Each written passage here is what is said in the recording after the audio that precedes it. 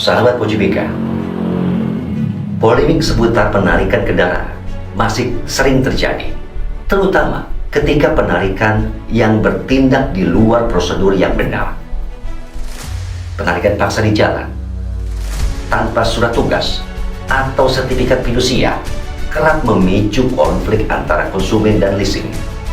Di sisi lain, ada pendapat yang mengatakan penarikan kendaraan setelah tunggakan cukup lama adalah sah, asalkan dilakukan sesuai dengan prosedur dan ada sertifikat fidusia. Inilah perlu adanya pemahaman yang jelas tentang hukum fidusia dan prosedur penarikan kendaraan agar tidak terjadi sengketa antara leasing dan konsumen. Simak perbincangan kami bersama praktisi hukum Agus Ferianto di podcast Buka Pintu.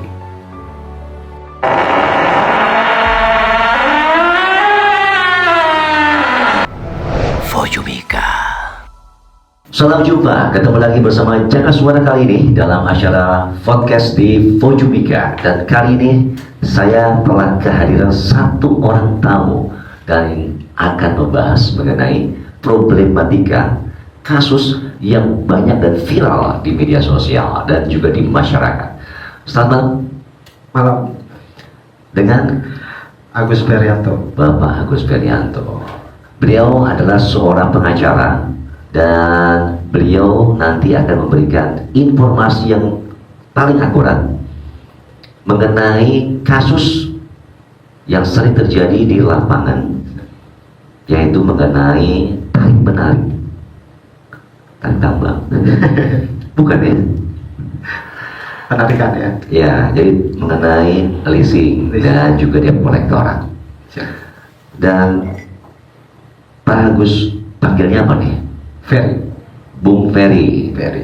Bung, Kang, Bapak. Boleh Bung, boleh Kang, boleh Abang, boleh. Semua aja ya? Oh, oke. Siap. Pak Ferry, Siap. mengenai kasus yang sering banyak terjadi. Ya, tapi sebelum kasus ini saya mau tanya dulu dong. Ya. Kiprah Bang Ferry sendiri sebagai seorang pengacara itu sudah berapa lama sih? Terima kasih ini Kang Jaka yang sudah undang kita hadir ini ya. Kalau berbicara memulai Karir. Itu dimulai sejak 2007. 2007. Sudah berkarir di advokat. Alhamdulillah 2010 kita sudah mendirikan Venco Lawyers. Venco. Nah, itu sudah sampai hari ini kita ada di Jakarta dan juga cabang di Jawa Barat, perwakilannya di Karawang dan di Banten di Cilegon. Karawang, Cilegon, Jakarta. Cilegon, Jakarta. 3 daerah ya. 3 daerah. Awalnya di mana? Di Karawang atau di Jakarta? Jakarta. Di Jakarta. Jakarta dulu kita karena sebagai menjalankan magang itu di Jakarta dulu. Baru setelah itu berdiri sendiri di Jakarta, kita buka cabang di Karawang dan di Cilegon. Perwakilan untuk di daerah Banten sekitarnya. Kalau Bang Ferry sendiri lebih condong dan banyak di Karawang itu? Sama, sesuai dengan kebutuhan kasus. Kalau kasusnya ada Jakarta, kalau ada di Karawang, di Karawang. Dan Karawang ini perwakilan untuk Jawa Barat. Karawang, Ya. perwakilan Jawa Barat. Ya. Untuk yang di Cilegon? Cilegon untuk di daerah Banten dan pusatnya Jakarta. Oke. Iya, sudah bisa sih kan ya. Banten itu sudah bisa ya, dari Jawa Barat ya, memisahkan diri ya, kalau nggak salah ya. Artinya udah tua di jalan ya? Ya, bisa dibilang gitu. Oke, ini kan banyak sekali ya, marak sekali kasus permasalahan yang kerap terjadi, ya kan? Dan tidak sedikit, bukan hanya di kota Karawang, di Jakarta, bahkan di seluruh Indonesia, itu kasus mengenai tarik menarik barang, entah itu kendaraan roda 2, roda 4 oleh debt collector, itu kerap terjadi dan juga menjadi berita yang kadang-kadang hangat, bahkan bukan hangat lagi. Ini kalau di dapur itu udah 100 derajat Celcius, 1000 derajat Celcius. Ya, Sebenarnya hal tersebut seperti apa sih, lumrah atau tidak? Atau mungkin apa sih yang menjadi dasar hukum, prosedurnya gitu kan ya? Debt collector kok sampai bisa diizinkan turun ke lapangan langsung menarik barang? Ya. Ini problem yang harusnya kita luruskan dulu ya. Problem ini problem yang sangat di masyarakat menjadi pertanyaan. Bisa tidak leasing atau lembaga pembiayaan lainnya menggunakan pihak ketiga kan? Nah, DC ini kan, debt collector ini kan Ya, pihak pihak ketiga. ketiga. Nah, masyarakat harus paham bahwa antara leasing dengan konsumen itu kan ada perikatan. Ya. Ya. Nah, dalam perikatan itu semua pihak harus komit. Itu dulu yang kita minta. Komit dalam apa yang diperjanjikan. Dan biasanya nih, saya pernah Ya. saya pernah waktu itu, kita cerita dulu ya. Ya. Saya pernah waktu itu mengambil kendaraan roda 2 Ya. dan roda 4. Bukan ngambil, belilah, tapi kredit. Ya, tapi kalau kita lihat dari statement, kemudian dari apa yang harus kita tanda tangani segala macam, itu sampai berlembar-lembar. Bahkan kalau boleh dikatakan hurufnya pun kecil-kecil. Jadi nggak mungkin dalam satu transaksi kita harus membaca dari A sampai dengan, dari lembar pertama sampai dengan lembar terakhir. Bahkan marketingnya mengatakan, udah Pak, ini ditaruh aja, ini diparap aja, ini yang harus ditandatangani Bapak, yang ditandatangani di atas materai.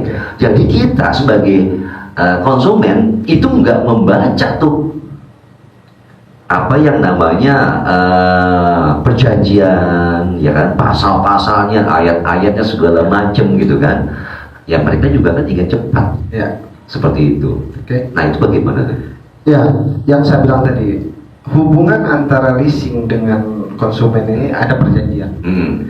1320 KUH Perdata dan 1338. Nah, ini yang harus dipahami oleh masyarakat, ya, bahwa kontraktual yang sudah kita buat, kita harus komit dulu. Artinya ketika kita ingin sebuah barang dibayarin oleh leasing, kan itu, lembaga pembiayaan. Tentu setelah barang kita terima, ada dong kewajiban. Ya, Ya, ada kewajiban yang harus kita tunaikan. Ya, dari DP, ya kan, kemudian angsuran pertama, kedua, ketiga sampai dengan terakhir, ya kan, berapa tahun dia kontraknya, ya harus bayar. Nah, komit ini yang harus dipegang oleh sama-sama antara leasing dengan konsumen. Nah, bagaimana dengan kontrak? Gitu. Kontrak ini jadi sudah klausula baku, ya, bahwa ketentuan itu biasanya lembaga pembiayaan itu sudah ada yang namanya kontraktualnya secara baku. Nah, secara hukum harus diberitahukan, gitu, dibacakan, dijelaskan. Itu harus. Misalnya halaman pertama ini. Apapun yang diperjanjikan di dalam itu harus dijelaskan. Yep. Oke. Nah, yang kedua, konsumen harus pegang perjanjian itu. Itu kan ada rangkap ya. Ya. Rangkap 1, 2, 3 kalau nggak salah ya. Bahkan kalau nggak salah lebih daripada 3 ya. Nah, beberapa kasus yang kami temui klien-klien kita itu selalu kita tanyakan, ada nggak PK-nya, perjanjian kreditnya? Nggak pegang, Pak. Si konsumen ini ya nggak pegang. Yang dipegang kan motor. itu yang menjadi Ya. problem. Inilah masyarakat harus tahu ketika membuat sebuah komitmen, apa yang menjadi hak kita pertama adalah perjanjian itu kita pegang juga. Artinya di sini, ya kan, kita nggak bisa menyalahkan leasing atau tidak bisa menyalahkan kepada debt collector ya. Artinya konsumen juga harus jeli, harus paham, ya kan? Harus paham dulu. Dia Apa yang diperjanjikan? punya hak dan kewajiban yang harus dipegang. Betul. Oke. Nah, di dalam leasing itu ada yang namanya fidusia. Fidusia itu menjadi jaminan pegangan bagi leasing. Dalam 30 hari dia harus mendaftarkan sertifikat fidusianya. Sertifikat fidusia. Ya, jadi ada perjanjian, ada sertifikat fidusia. Nah, ini yang harus dipahami oleh konsumen. Baru nanti ketika terjadi gagal bayar, keterlambatan, atau one prestasi. Nah, masyarakat bisa membela diri. Kenapa sekarang masyarakat tidak bisa membela diri? Karena tadi hak-haknya dia nggak tahu. Ya. Apa yang harus dipegang selaku konsumen dia nggak tahu. Nggak tahu. Taunya tadi motor. Motor dipegang, udah bisa buat jalan. Yang penting bisa gitu Nah kan. ini jadi problem di masyarakat kita dulu. Jadi masyarakat harus bisa sebagai konsumen itu tahu dulu haknya apa. Ya tadi perjanjian harus pegang. Sertifikat fidusia kita harus tahu juga. Benar nggak didaftarkan oleh leasing atau tidak? Ya. Nah kalau tidak ya kita untung. Ya. Kenapa kita untung? Leasing tidak bisa langsung mengeksekusi. Kalau tidak didaftarkan, Iya, fidusia. fidusianya. Saya yakin kalau ngomong kayak begini, ya kan, salesnya, marketingnya juga belum tentu ngerti. Nah, ini kebanyakan yang harus dipahami ini secara umum. Mau dia pengusaha, mau dia pelaku usaha, mau masyarakat, sertifikat fidusia dulu pegangan. Gitu. Kenapa? Leasing ini tidak akan bisa melakukan eksekusi apapun. Penarikan kendaraan. Iya, termasuk penarikan. Kalau tidak punya sertifikat fidusia. Ini kalau leasing. Kalau leasing. Ya, Tapi kan kalau dia setiap bulan dapat dong, punya hak untuk menarik, ya kan? Bayar. Konsumen wajib bayar. Betul. Ya kan? Tapi di dalam eksekusi aturannya jelas. Apalagi sudah ada putusan MK, wajib menarik barang itu dengan cara pengadilan biar eksekusi. Jadi nggak ada manfaatnya DC itu. Kalau jadi gini, kita belum masuk ke DC nih ya. Kita masuk ke leasing dulu. Nah, leasing ini harus tahu kewajiban dan haknya juga. Kewajibannya dia tadi mendaftarkan sertifikat fidusianya. Nah, ketika dia terjadi gagal bayar konsumen, maka dia bisa punya hak untuk mengeksekusi dengan sertifikat fidusia tadi. Kalau nggak ada, ya mereka nggak bisa, kecuali dia mengajukan gugatan. Tapi kalau eksekusi fidusia, dia sudah bisa mempunyai hak eksekusi untuk menarik barang. Untuk menarik barang dengan sertifikat itu. Dengan sertifikat. Kalau tidak ada sertifikat, Ya nggak bisa. dia hanya bisa mengajukan Gugatan. Gugatan dulu dan dijadikan aset itu menjadi jaminan, menjadi dieksekusi di pengadilan. di pengadilan. Ya. Tapi kalau dia punya sertifikat jaminan fidusia, dia bisa melakukan yang namanya eksekusi langsung. Konsumen tahu nggak pada saat si leasing ini melaporkan, mendaftarkan fidusia tersebut? Harus diberitahukan. Dan itu juga kewajiban bagi leasing. Kalau nggak hilang dong haknya.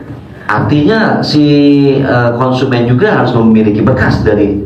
Setidaknya ada pemberitahuan, ya kan? Terus yang kedua, pada saat penarikan. Nah, ini kuncinya. Pada saat penarikan, masyarakat juga harus tahu apa yang harus dilakukan. Dia melihat ada nggak sertifikat fidusianya. Dan dulu dong, ujung-ujung kan Jakarta datang sebagai DC. Saya mau narik motor. Nah, mana dulu jaminannya? Jaminannya, Ya, sertifikat sertifikat fidusianya dan surat penarikan gitu ya. Sebelum itu kita lihat dulu. Benar nggak? Kendaraan saya ini dijaminkan. Artinya sertifikat fidusia itu setiap kendaraan ya? Iya.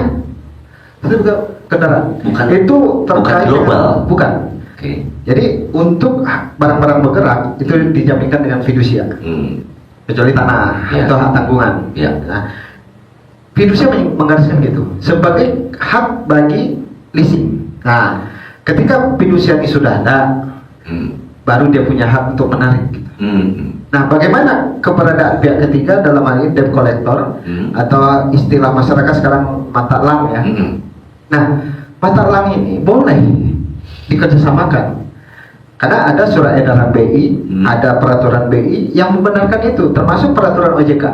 Boleh melakukan kerjasama dengan pihak ketiga, tapi ada beberapa syarat yang harus kita pahami. Pihak ketiga. Ya, pihak ketiga ini. Yang pertama dia berbadan hukum. Pihak ketiga ini harus berbadan hukum. Dan yang kedua, orang yang ditugaskan punya sertifikasi. Yang ditugaskan punya sertifikasi. Sertifikasi untuk melakukan tindakan untuk debt collector kayak itu. Apakah dia dilatih? Apakah Oh ya, ada pelatihannya. Ada pelatihan Oleh OJK. Oleh OJK. Ya, ada penerbitan sertifikasinya. Artinya ini kalau nggak salah kayak pelatihan security ya sama Ya, kan? sama seperti Ada security, betul. ada dia punya sertifikat dong Ya. ya. Si penarik barang. Orang penarik barangnya harus punya Nah, yang ketiga, dia harus punya etika. Ini yang paling berat, etika. Sebenarnya etika ya tidak terlalu menjadi perhatian masyarakat sekarang ya. Kenapa kita bilang yang namanya orang nagih pasti dalam penagihan itu selalu menggunakan metode. Ya. Nah, yang dilarang oleh peraturan OJK dan peraturan BI itu bagaimana menerapkan kenyamanan, ya kan, dalam menagihkan itu. Nah, kewajiban seorang leasing pertama dia harus memperingati dulu sebelum menggunakan Si fidusia itu. fidusia itu. Misalnya saya nih gagal bayar Ya. bulan pertama. Biasanya kalau bulan pertama masih santai itu ya, Ya. iPhone ya kan, atau WhatsApp. Bulan kedua udah mulai warning, bulan ketiga nih udah mulai keluar surat tuh, Ya. misalnya, ya kan. Nah, leasing harus melakukan yang namanya SP dulu, surat peringatan dulu. Ada SP. SP1, SP2, SP3. Masih santai itu ya, Ya. iPhone ya kan, atau WhatsApp. Bulan kedua udah mulai warning, bulan ketiga nih udah mulai keluar surat tuh, Ya. misalnya, ya kan. Nah, leasing harus melakukan yang namanya SP dulu, surat peringatan dulu. Ada SP. SP1, SP2, SP3. Pak, Bu, ini cicilan motornya atau kendaraan roda 4-nya sudah mulai ini. Ada luarsa atau mungkin udah lewat batas Ya. lewat. Dan totalnya sekian. Kasih tahu berapa outstandingnya, ya. Terus yang kedua, setelah SP1, SP2, SP3-nya nanti ada bahasa klausul di sananya menyatakan kalau saudara tidak melakukan pelunasan, maka kami akan melakukan penarikan. Nah, ini kuncinya. Bahwa sudah ada warning dulu kepada konsumen. Jadi jangan langsung konsumen itu, ya saya nggak pernah diperingatkan kok. Langsung ditagih, langsung ditarik, diambil di jalan. Ini yang jadi masalah. Sebenarnya dilema ya antara konsumen, kemudian pihak leasing dan juga debt collector, Ya. ya kan. Kadang-kadang lupa bayar, ya kan. Kadang-kadang ya namanya utang, ya kan. Anggaplah saya pinjam uang sama Bang Ferry. Tadinya kawan nih, ya kan. Ya. Yang namanya uang itu kan sensi ya. Ujung-ujungnya itu saya tasok yang ujung-ujungnya juga kan. Oke. Bang Ferry juga jadi emosi, jadi kesal segala macam. Ya, ini yang dikatakan yang meminjamkan itu kayak ngemis-ngemis nagihnya gitu loh. Ya kan? Dan ada lagi kasusnya nih, ya kan. Barang tersebut digadein misalnya. Ya kan? Ya.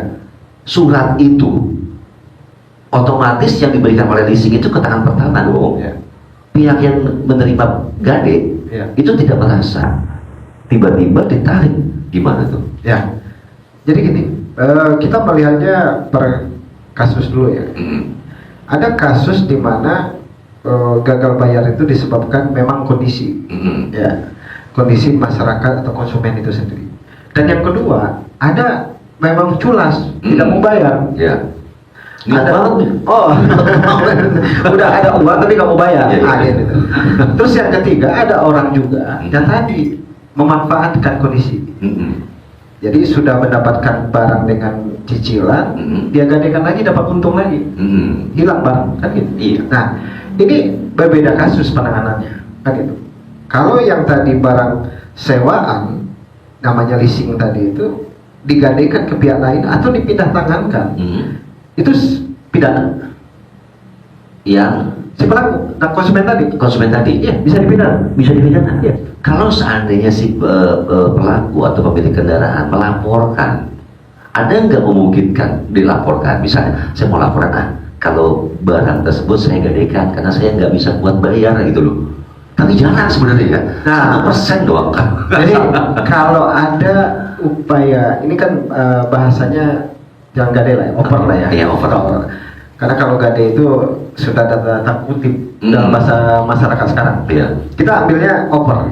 Nah, kalau ada konsumen hari ini yang mau oper kredit kendaraan bermotor, itu harus laporkan gitu. Ke leasingnya. Ke leasing. Harusnya. Iya. Kalau tidak pidana tadi ya. Iya. Terus yang kedua, ketika udah lunas nih, tiba-tiba kan si pemilik yang baru nih, yang megang mau ambil BPKB dong. Betul. Tidak bisa, karena sesuai akad kredit. Tahu-tahu orang yang memberikan akad kredit pertama itu udah pergi, hilang, entah kemana. Tapi cicilan terus kita bayar sampai lunas, terus kita mau ambil ke leasing nggak bisa. Kenapa? Butuh kuasa dari si konsumen yang pertama. Nah makanya Kalau orang yang pertamanya meninggal gimana? ya itulah resiko kita jadinya. Makanya nanti ada proses yang namanya nanti ada beda lagi tuh. Itu ahli waris yang akan bertanggung jawab nanti. Ahli waris akan memberikan kuasa atau bagaimana, diakuilah bahwa objek itu memang konsumennya si bapak yang almarhum. Tapi ini problem. Ini Yang harus kita- ya, makanya kenapa saya juga mengajak Bang Ferry ke sini, ibarat kata kita ingin melek mata lah ya, dengan sisi hukum, hak dan kewajiban, Betul. baik dari konsumen maupun juga leasing dan juga si debt collector juga. Nah makanya kita melihatnya gini.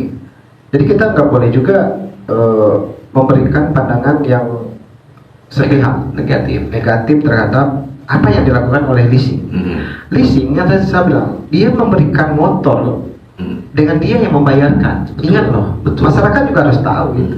Ketika dia membiayai dan dia butuh dong kepastian untuk membayar. Iya, Nah, ketika kita gagal bayar, ya komunikasi yang baik dong. betul. Pak, Bu, saya tidak bisa bayar. Ya, Kenapa? Kondisi saya gini, minta waktu. Pasti dikasih waktu. Yang bahayanya 3 bulan, 4 bulan, 5 bulan, 6 bulan nggak ada komunikasi. Nah. Ini yang menjadi bahaya. inilah. Nah, untuk leasing biasanya mengurangi operasional, menggunakan jasa ketiga. Kenapa? Mungkin mencari orang, menemuinya, ini kan biaya terus. Sehingga diberikanlah komitmen kepada pihak ketiga. Yang namanya debt collector. Nah, ini dibolehkan. Tapi debt collector yang mana yang dibolehkan? Yang tadi, dia berbadan hukum, Ya. dia mempunyai sertifikasi untuk penagihan, dan dia juga harus punya etika. Terus apa yang menjadi kerjaan pihak ketiga ini? Leasing harus bertanggung jawab. Si pemberi kuasa tadi. Pada saat si debt collector ini terjun atas nama leasing tersebut, otomatis dong si leasing harus bertanggung jawab. Ya. OJK bisa menindak kalau DC-nya itu melakukan pelanggaran hukum. Apa pelanggaran hukumnya? Yang pertama misalnya tadi mencaci maki, menghujat, mengancam, terus mengambil paksa. Biasanya nih, kalau menarik kendaraan itu diizinkan nggak di jalan atau harus diambil di rumah? Gak boleh. Boleh mengambil itu dengan 2 konsep. Yang pertama sukarela, yang kedua dengan pihak eksekusi. Pihak eksekusi. Ya, pengadilan. Via eksekusi namanya. Itu melakukan permohonan eksekusi ke pengadilan. Jadi sampai kapanpun dan dimanapun nggak boleh yang namanya pengambilan barang di jalan ataupun di rumah. Ya. Jadi itu fungsinya DC ini Cuma apa? 2, sukarela dan pihak eksekusi. Jadi DC ini fungsinya apa? Hanya bentuk menagihkan dan mengambil yang tadi. DC yang harus punya sertifikasi tadi harus paham apa yang harus dia lakukan. Ya. Pertama gini, di sini akan menagih secara aturan. Ini loh Bu, Ibu nagih, ya Ibu punya hutang sekian, dan ini harus selesaikan. Bagaimana? Tidak bisa, udah gini aja Bu, kita kasihkan solusi. Solusinya apa? Ini, Ibu serahkan barang. Ya, kita Boleh serahkan. lagi. Nanti akan ada waktu diberikan Ibu jangka waktu sekian untuk pelunasan, untuk penebusan. Atau kalau nanti kami lelang, ada kelebihan kami balikin ke Ibu. Kan gitu. Ini kemampuan DC yang benar. Cara menagih, sehingga si konsumen dia akan sukarela dong nyerahin. Oke, kita bikin komitmen, berita acara, semuanya dicatat sana. Nah itu yang sukarela. Itu boleh dieksekusi oleh DC. Boleh, karena kan nanti ada kesempatan mereka untuk Ya, melanjutkan, menebus, atau kalaupun dilelang objeknya itu dia dapat kelebihan dari berapa OTR-nya dia, outstanding-nya dia. Nah, dan yang kedua, putusan MK sudah menyatakan bahwa tidak boleh melakukan penarikan apapun kalau tidak ada sukarela. Kalau tidak ada sukarela. Ya, tidak ada izin. Konsumen, oh nggak bisa saya nyerahin ini. Kalau dia menolak untuk tidak menyerahkan, maka leasing wajib mengajukan ke pengadilan. Nyatakan dia wan prestasi dan eksekusi. Ya. Oke. Jadi kalau bahasa kita ada penarikan paksa itu nggak boleh. Penarikan paksa itu nggak boleh. Ya. Itu dilakukan. Kenapa? Di situ ada pidana. Bisa dikenakan pasal 351, bisa dikenakan pasal 365, 368, pemerasan, dan juga kekerasan yang menyebabkan orang luka-luka, misalnya terjadi di jalanan, atau dia melakukan perbuatan yang tidak menyenangkan. Jadi konsumen itu terlindungi secara hukum. Ya. Nah, makanya kita jangankan konsumen yang selalu jadi problem, jadi masalah terus gitu. Hanya ini yang harus kita benahi ya. Ini banyak kalau seperti ini, ya kan? Ya. Saya juga baru ngerti nih ya mengenai alurnya, jalurnya. Berarti banyak yang dibenahi dari segi konsumen, Ya. dari segi leasingnya, dari DC-nya juga, ya Betul. kan? Sebenarnya aturannya udah benar.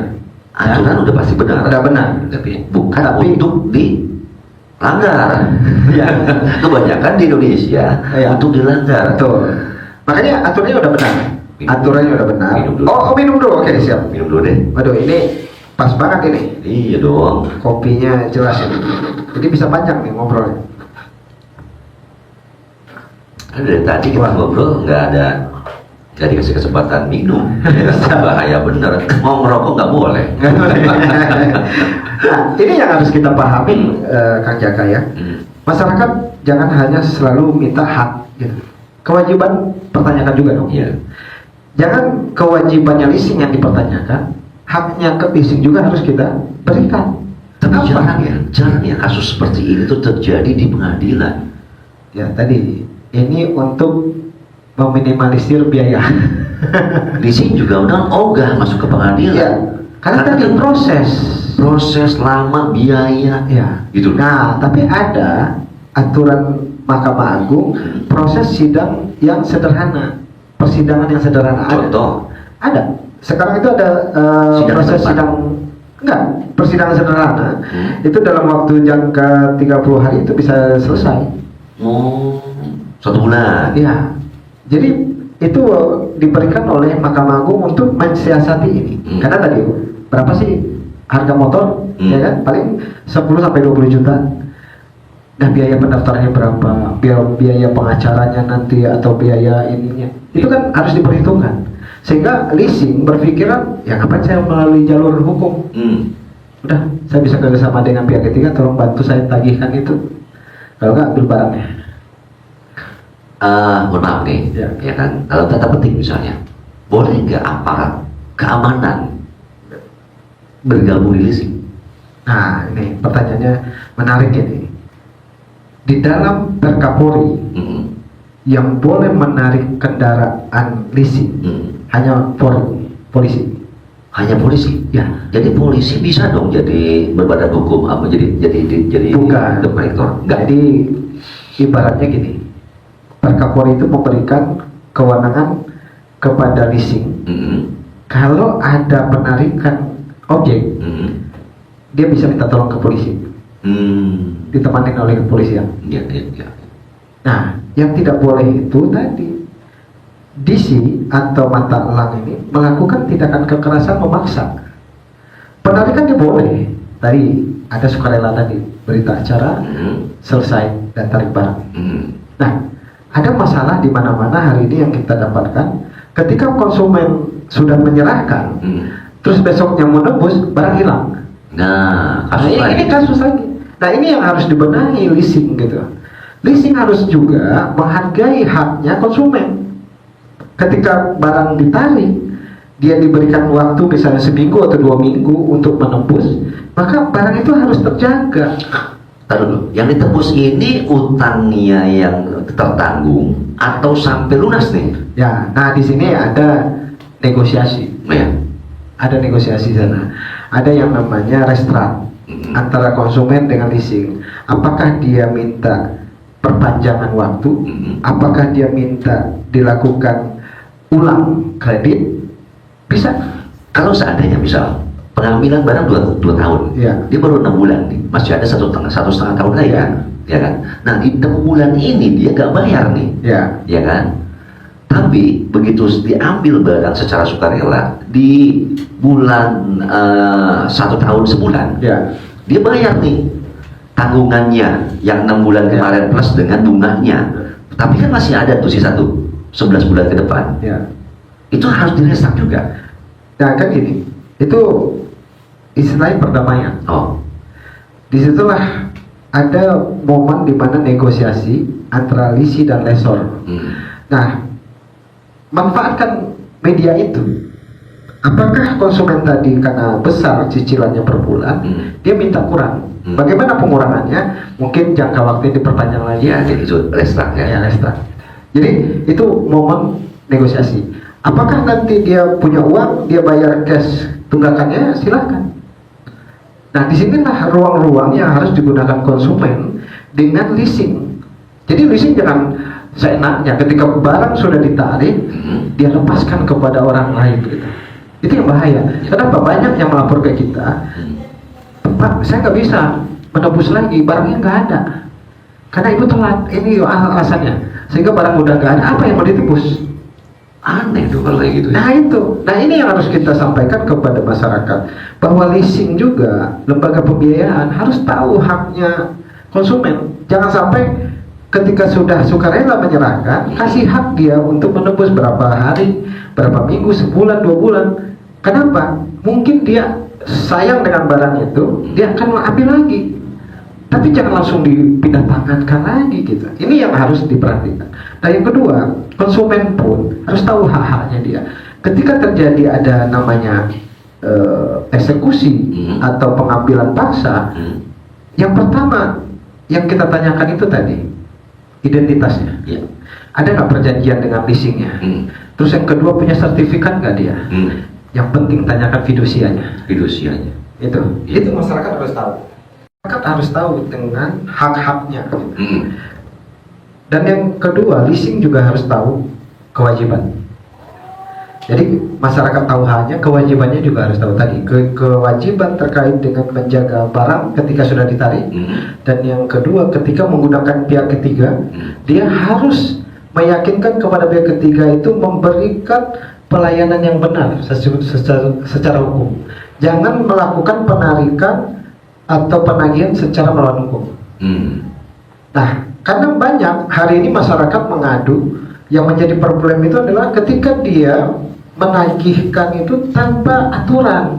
Kadang juga tengah malam, WA, ya kan? Itu aturannya udah ada. Hanya sampai jam 8 malam. Sampai jam 8 malam. Ya. Pihak dari leasing ataupun juga dari kolektor. Kalaupun ada di atas jam 8 malam, dia wajib bersepakat dulu. Ya. Pak, Bu, saya besok mau nagih jam 12 malam. Boleh nggak? Kalau dibolehkan, datang. Kalau nggak boleh, itu pelanggaran hukum. Dan masyarakat di situ bisa melaporkan. Ya. Dan ini yang harus kita benahi, bagaimana cara penarikan yang benar. Gitu. Dan leasing pun jangan meminimalisir operasional, tapi memaksakan kepada orang-orang yang tidak punya legalitas. Ini yang hati-hati. Untuk hari ini saya pikir ada tiga problema, 3 masalah, baik dari sisi konsumen, leasing maupun juga leasing yang benar-benar harus dibenahi, ya kan?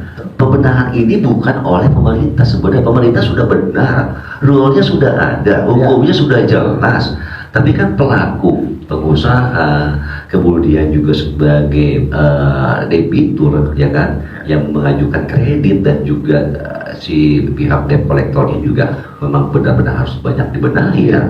Kenapa?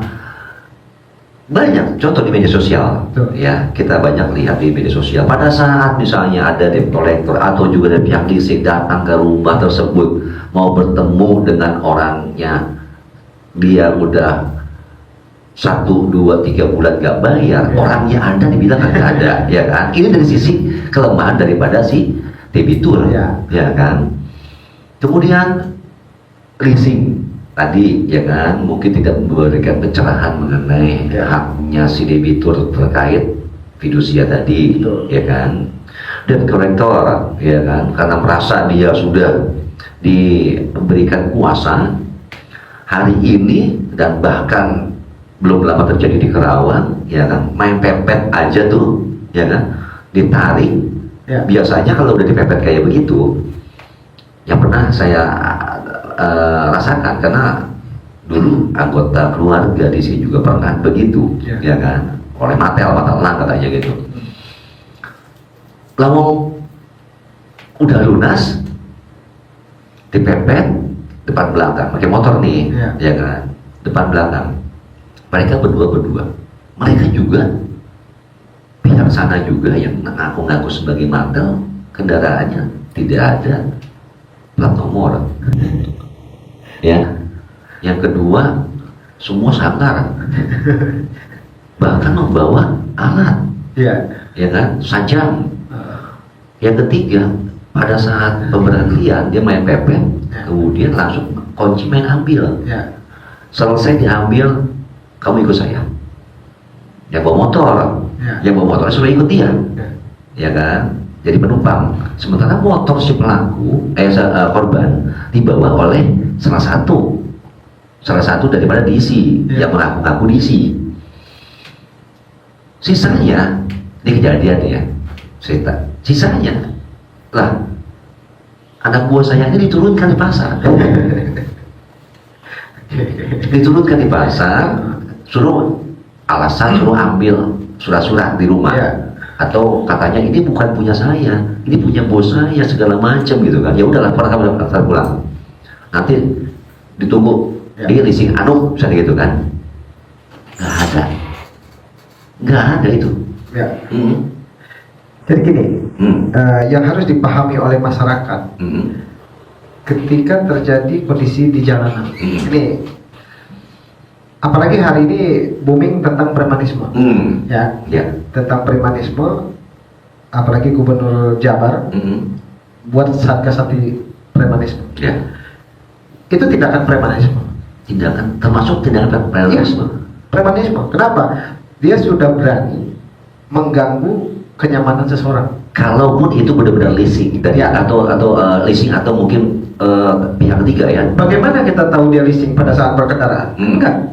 Apakah dia mengacungkan identitas dia? Saya leasing kan enggak gitu. Tapi ketika dia melakukan tindakan seperti itu mepet. Ya itu kan? sudah premanisme. Main pepet aja udah salah. Harus dia tunggu di mana orang ini berhenti, dia samperin, kan bisa. Kenapa harus dipepet di tengah jalan? Iya. Gitu. Pertanyaan kan itu.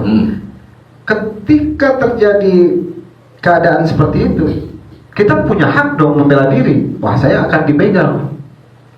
Kalau terjadi nanti ditabrak siapanya atau jawab? Siapa yang disalahin? Iya. Nah, ini kondisi yang harus kita benarkan dulu, bahwa kondisi ketika di jalan, debt collector nggak boleh kayak gitu. Dia tunggu, kalau ada targetnya dia dikejar, tunggu sampai dia berhenti, berbicara baik. Iya. Etika di situ dipakai. Walaupun bukan di rumah ya. Iya.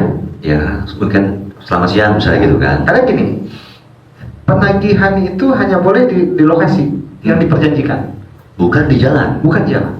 Tuh aturannya. Boleh di tempat lain sepanjang kesepakatan. Ini aturannya. Ya. Jadi penagihan itu sesuai rumah, alamat. Nggak boleh di tempat lain. Pengambilan pun penarikan sesuai alamat. Ya. Gitu. Nah sekarang kejadian di jalan. Nah kecuali ada nih kondisi kasuistis lah ya.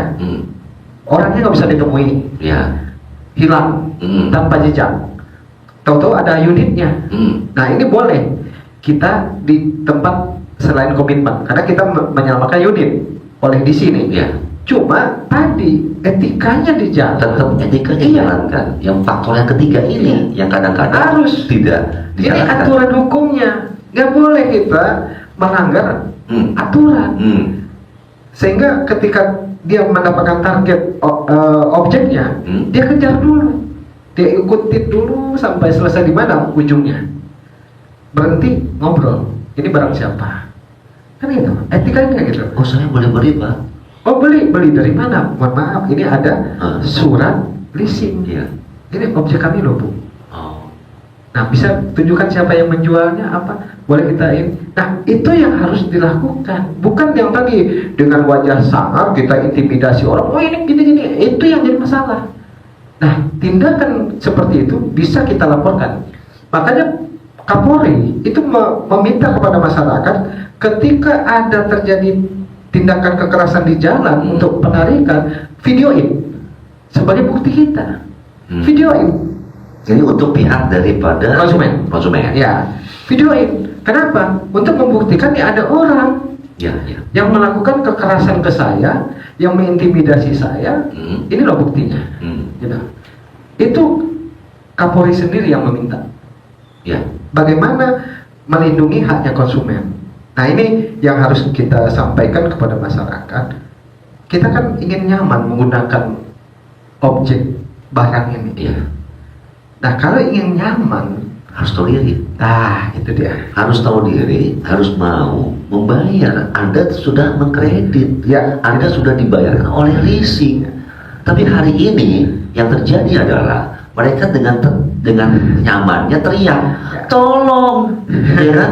Ujung-ujungnya di sini dipukulin. Nah, itu. Jadi ini yang harus kita nggak bisa melihat persoalan penarikan paksa, leasing konsumen secara sepihak.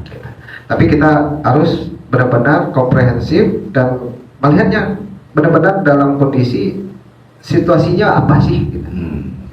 Jadi masyarakat juga kita akan memberikan bantuan ke masyarakat sepanjang dia komit. sepanjang dia benar. Iya. Terus kita akan memberikan perlindungan kepada leasing sepanjang dia benar. Ya. Nah, kalau hari ini masyarakat terganggu dengan DC, ya monggo bayar sesuai dengan komitmen kita. Gitu. Bang Ferry kalau melihat kejadian yang saat ini yang banyak viral di lapangan, ya kan? Satu sisi mungkin masyarakat pengguna merasa terintimidasi, terancam. Satu sisi DC juga ini udah capek gitu loh. Kadang kan nih kejadiannya dia kredit di Kerawang, itu unit di Sumatera atau mungkin di Jambi segala macam. Itu kan artinya sudah membuat repot pihak leasing atau DC, ya kan? Nah, apa sih kisi-kisi yang harus dibenahi dari pembicaraan kita hari ini, dan kita jujur tidak melihat pro kepada masyarakat atau kepada debitur, tidak pro kepada leasing dan tidak pro kepada DC. Ini kita harus seiring sejalan memperbaiki semua kinerja yang ada, betul ya? Nah, saran kita cuma satu. Ini tergantung pada leasing, gitu. Leasing ini jangan menjadi parno dengan sistem hukum, gitu. Sistem hukumnya sudah ada, jalankan. Gitu. Terjadi yang namanya one prestasi eksekusi objek melalui pihak eksekusi pengadilan, ajukan. Ini yang bikin parno nih, ya? Ya, karena tadi biaya, dianggap biaya waktu lama, mereka praktis. Mereka ini intinya masih ingin yang praktis, nggak mau keluar biaya yang besar. Betul. Sementara, ya mungkin satu sisi ya. Kalau saya dari pihak leasing pun berpikiran seperti itu, ya kan? Karena aku ini kan udah membayari, ya kan? Udah membayari. Kenapa harus aku yang harus mengeluarkan biaya lagi, kan gitu ya? Benar nggak? Betul. Nah makanya leasing hari ini jangan parno dengan sistem hukum yang ada. Dia harus gunakan itu. Dan yang kedua, Perkapolri itu sudah ada untuk menarik objek di masyarakat. Gunakan tenaga kepolisian, gitu. Bukannya si DC. Iya. DC hanya matel. Kalau yang ada susah dicari silakan. Tapi bidikan aja. Namanya mata, ya kan? Bidikan saya ada di sini nih, ya kan? Saya laporkan. Tapi kalau di sini nggak ada ibadatnya kayak saya, kan? Nggak ada bang, yang kayak saya gitu kan, cungkring, mata sipit gitu kan nggak ada. Ya kan di situ ya badan tegap-tegap, ya kan. Nah ini yang harus kita edukasi ke masyarakat. Tidak perlu takut dengan badan tegap, dengan badan sangar. Kita nggak perlu takut. Kenapa? Masyarakat itu dilindungi oleh hukum. Gitu. Hukumnya ada. Makanya Kapolri, kalau ada penarikan paksa kamu videoin untuk bukti kamu, untuk bisa melaporkan. Dan yang kedua, masyarakat itu bisa mendapatkan perlindungan hukum. Bisa dia minta bantu ke pengacara, ke LBH, atau dia melaporkan ke kepolisian. Oke. Terjadi yang namanya kekerasan, pemaksaan, atau pencurian dengan kekerasan, itu sama aja. Ngambil barang orang paksa, itu sama dengan pencurian. Kalau dia tidak punya identitas. Nah, bagaimana dengan leasing? Leasing yang semuanya harus menegakkan hukum itu benar-benar. Ketika dia membuat komitmen dengan konsumennya, debiturnya, dia harus memberitahukan Penjelasan detail-detailnya. sebaik mungkin. Dan barang leasing itu harus difidusiakan. Beritahu ke masyarakat ketika kamu sudah ada sertifikat fidusia, kami bisa eksekusi loh. Nah, bikinlah situ kesepakatan. Nah, ketika masyarakat tidak mampu, nah ini masyarakat juga harus proaktif gitu loh. Jangan menunggu gagal bayar orang mau narik. Proaktif aja. Saya yakin leasing lembaga pembiayaan lain ketika konsumennya proaktif memberitahukan kondisinya, dia kan memberikan ada rasa manusianya lah gitu. Masa dia akan mengabaikan ada konsumen yang beretikat baik, Bu, Pak, saya datang ke sini untuk bulan ini mohon maaf, saya nggak bisa. Ya. Karena kondisi ekonomi saya lagi gini-gini. Masa nggak dikasih dispensasi? Ya, ya. Nah ini masyarakat harus proaktif, jangan diam. Masyarakat takut, ya kan? Masyarakat takut, kurang proaktif. Akhirnya berpikirlah Ya, melempar barang tersebut. nah itu yang bahaya, pidana, mau masuk penjara. Dan itu haknya leasing untuk melaporkan itu. Oke. Aturannya di undang-undang fidusianya jelas. Itu penggelapan atas barang. Karena ingat, leasing itu adalah perjanjian sewa menyewa. Itu barangnya perusahaan pembiayaan loh. Bukan punya kita sewa. Ya. Tapi di akhir sewa baru punya kita. Oke. Nah itulah yang harus dipahami, selama kontrak itu masih barangnya leasing. Iya. Bukan barangnya kita. Ketika kita gadaikan atau pindah tangankan, barang orang kita pindahkan gimana? Betul. Penggelapan. Jadi masyarakat harus bisa menghindari itu. Jangan sampai masyarakat merasa memiliki barang ini kita mengalihkan seenaknya. Nggak bisa gitu. Itu haknya leasing. Ya. Nah ini yang harus kami pahami ke masyarakat.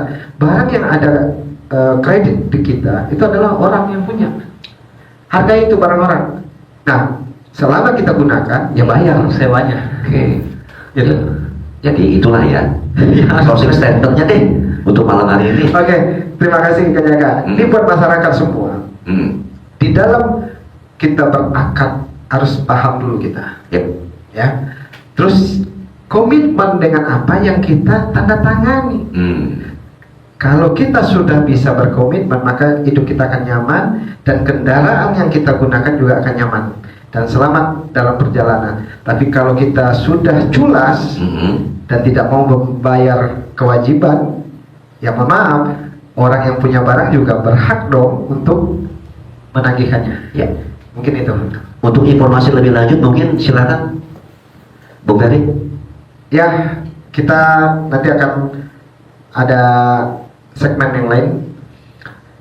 Siapa tahu ada yang mendengar atau menonton video ini, Ya. ya kan, ingin tahu kepada Ya, tukar pikiran atau juga ingin mengadu kepada Bang Ferry, siap. nanti bisa dilihat di sini aja deh. Ya, Oke. nanti di ini aja. Nanti untuk bagi masyarakat yang ingin berkonsultasi bisa menghubungi kita nanti di bawah. Oke. Terima kasih. Terima kasih buat seluruh rekan-rekan dan jangan lupa like, komen, dan share video ini agar masyarakat di Kerawang maupun juga di luar Kerawang juga mengerti mengenai kejadian atau proses mengenai perkreditan di kendaraan ya. Kendaraan. Khususnya mereka yang menggunakan leasing. Terima kasih. Sampai jumpa di lain waktu dan kesempatan bersama Jaga Suara di dalam podcast Fojumika. Aksiradio.com